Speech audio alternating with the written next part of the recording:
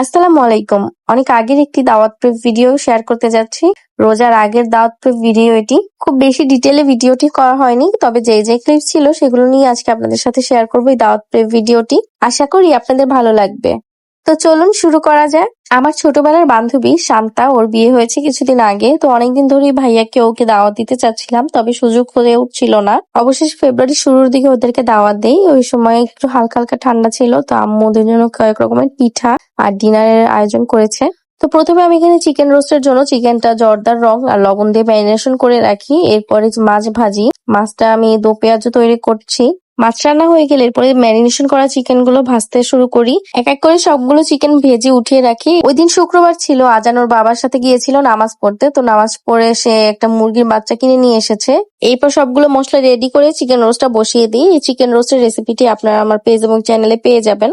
একদিকে চিকেন রোস্টটা হচ্ছে, অন্য চুলায় আমি সবজিগুলো বসিয়ে দিয়েছি। এখানে আলু আর গাজরটা সিদ্ধ করে নিচ্ছি। চিকেন রোস্টের জন্য পেঁয়াজগুলো একদম বাদামি কালার হয়ে গেলে এরপরে যে মশলাটা রেডি করে রেখেছিলাম ওটা দিয়ে দিলাম। এরপর মশলাটা কষানো হয়ে গেলে চিকেনগুলো দিয়ে ভালোভাবে কষিয়ে দুধ দিয়ে ঢেকে রাখবো। আর অন্যদিকে আমরা যে আলু গাজরটা সিদ্ধ হতে দিয়েছিলাম, ওই গাজর আলুটা সিদ্ধ হয়ে গেলে এর মধ্যে একটু ফুলকপিটা সিদ্ধ করে নিব।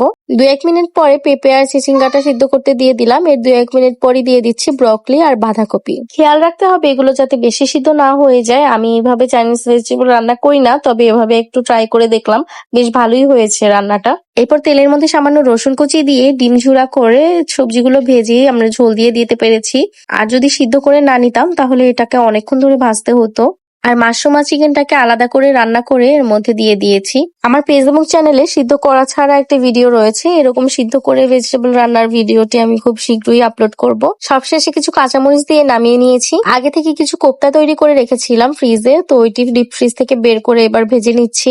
সবগুলো কোপ্তা এক এক করে ভেজে নিয়েছি, এবার রান্না করে নিচ্ছি। এই কোপ্তার রেসিপিটি আপনারা আমার পেজ এবং চ্যানেলে পেয়ে যাবেন। আসলে যা যা রেসিপি তৈরি করছি সবকিছুই মোটামুটি আমার পেজ এবং চ্যানেলে আছে, তাই আর নতুন করে কোনো রেসিপি দিচ্ছি না। এরপর তৈরি করছি চিংড়ির মালাইকারি। তো মশলা টশলা গুলো রেডি করে চিংড়িগুলো ভালো করে ধুয়ে পরিষ্কার করে দিয়ে দিলাম। কষানো হয়ে গেলে দিয়ে দিচ্ছি সামান্য লিকুইড দুধ। আমি আসলে চিংড়ির মালাইকারিতে কোনো নারিকেল ব্যবহার করি না। এরপরে আম্মু এখানে গরুর মাংস বসিয়ে দিল। আম্মুর হাতের গরুর মাংস অনেক বেশি মজা হয়। মাংসটা হচ্ছে, আর একদিকে পিঠা বানিয়ে নিল। ওরা আসার আগে আগে পিঠাটা বানিয়ে ভেজে নিচ্ছে। আমাদের বরিশালে এটাকে সাজের পিঠা বলা হয়। যে কোনো নতুন মেহমান অথবা জামাই আসলে এই পিঠাটা অবশ্যই সার্ভ করা হয়। আর আম্মুর হাতের এই পিঠাটা আমার ফ্রেন্ডরা সকলেই অনেক বেশি পছন্দ করে। সন্ধ্যার পরে ওরা দুজন চলে আসে। আন্টিদেরও আসার কথা ছিল, কিছু সমস্যার কারণে আসতে পারেনি। পরে ওরা যে মিষ্টি নিয়ে আসে, মিষ্টি পিঠা ভাপা পিঠা এগুলো সব সার্ভ করা হয়। ভাইয়া তো অনেক রকমের মজাদার মিষ্টি নিয়ে এসেছিল।